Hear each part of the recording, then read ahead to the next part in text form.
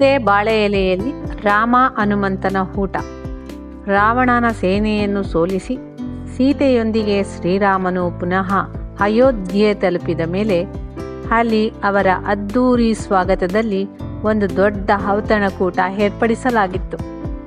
ಆ ಔತಣಕೂಟಕ್ಕೆ ಎಲ್ಲ ವಾನರರು ಆಮಂತ್ರಿತರಿದ್ದರು. ಆದರೆ ಅವರೆಲ್ಲ ವಾನರರೇ ಎಂದ ಮೇಲೆ ಕೇಳುವುದೇನು? ಸುಗ್ರೀವನು ಅವರೆಲ್ಲರಿಗೆ ಜಾಗರೂಕತೆಯಿಂದ ಗಂಭೀರವಾಗಿ ಇರುವಂತೆ ತಿಳಿ ಹೇಳಿದ. ನೋಡಿ ನನ್ನ ಪ್ರಿಯ ಬಾಂಧವರೇ, ಇದು ಮನುಷ್ಯರ ವಾಸಸ್ಥಾನ. ನಿಮ್ಮ ಕಪಿಚೇಷ್ಟೆಗಳಿಗೆ ಇಲ್ಲಿ ಕಡಿವಾಣ ಹಾಕಿ ಮತ್ತು ಮಾನವರೊಂದಿಗೆ ಸಭ್ಯತೆಯಿಂದ ವರ್ತಿಸಿ. ಇಲ್ಲದಿದ್ದರೆ ವಾನರ ಜಾತಿಗೆ ಶಿಷ್ಟಾಚಾರ ಗೊತ್ತಿಲ್ಲ ಎಂದು ಅವರು ತಿಳಿಯುವುದು ಬೇಡ. ವಾನರರು ತಮ್ಮ ಜಾತಿಯಲ್ಲಿ ಧರ್ಮ ನಿಭಾಯಿಸುತ್ತೇವೆ ಎಂಬುದು ನಿಮಗೆ ತಿಳಿದಿರಲಿ.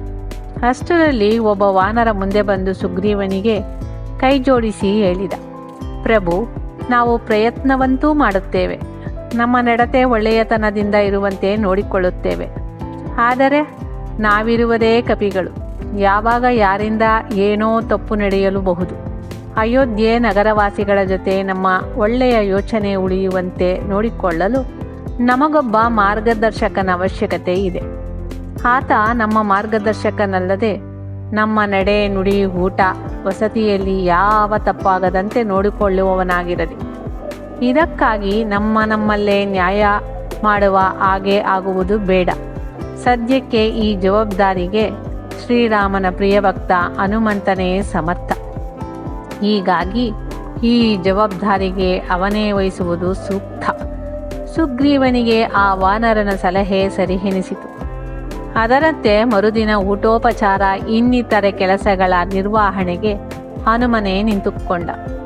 ಎಲ್ಲ ವ್ಯವಸ್ಥೆ ಮಾಡಿಕೊಟ್ಟು ಶ್ರೀರಾಮನ ಬಳಿ ಬಂದ. ಶ್ರೀರಾಮನು ಅವನನ್ನು ನೋಡಿ ಬಲು ಪ್ರೀತಿಯಿಂದ, ನೀನು ನಮ್ಮೊಡನೆ ಊಟಕ್ಕೆ ಕುಳಿತುಕೋ ಎಂದು ಹೇಳಿದ. ಹನುಮನಿಗೆ ಇರುಸುಮುರುಸಾಯಿತು. ಅವನಲ್ಲಿ ಪ್ರಭು ಶ್ರೀರಾಮನೊಡನೆ ಕುಳಿತು ಊಟ ಮಾಡುವ ಯೋಚನೆಯೇ ಇರಲಿಲ್ಲ. ಅವನಂತೂ ಪ್ರಭುವಿನ ಭೋಜನ ನಂತರ ಪ್ರಸಾದದ ರೂಪದಲ್ಲಿ ಊಟ ಮಾಡುವವನಿದ್ದ. ರಾಮನೊಡನೆ ಊಟ ಮಾಡಲು ಕೂಡಲು ಅಲ್ಲಿ ಸ್ಥಳವೂ ಇರಲಿಲ್ಲ ಮತ್ತು ಬಾಳೆ ಎಲೆಯೂ ಇರಲಿಲ್ಲ. ಹನುಮನ ಇಕ್ಕಟ್ಟಿನಲ್ಲಿ ಸಿಲುಕಿದ. ಪ್ರಭುವಿನ ಆಜ್ಞೆ ತಿರಸ್ಕರಿಸುವಂತೆಯೂ ಇಲ್ಲ, ಅವನೊಡನೆ ಊಟ ಮಾಡುವಂತೆಯೂ ಇರಲಿಲ್ಲ. ಪ್ರಭು ಭಕ್ತನ ಮನಸ್ಸನ್ನು ತಿಳಿಯುತ್ತಾನಲ್ಲವೇ?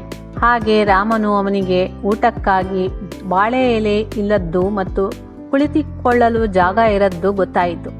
ಸಮಸ್ತ ಲೋಕದ ರಚನೆ ಮಾಡಿದವನಿಗೆ ತನ್ನ ಪ್ರಿಯ ಭಕ್ತನಿಗಾಗಿ ಒಂದಗಲ ಜಾಗ ಹೆಚ್ಚಿಸುವುದು ಕಷ್ಟದ ಕೆಲಸವಲ್ಲ. ಅವನು ತನ್ನ ಕೃಪೆಯಿಂದ ಹನುಮನಿಗೆ ಕುಳಿತುಕೊಳ್ಳುವಷ್ಟು ಜಾಗವನ್ನು ಹೆಚ್ಚಿಸಿದ. ಆದರೆ ಅಲ್ಲೊಂದು ಬಾಳೆ ಎಲೆಯ ಪ್ರಬಂಧ ಮಾಡಲಾಗಲಿಲ್ಲ.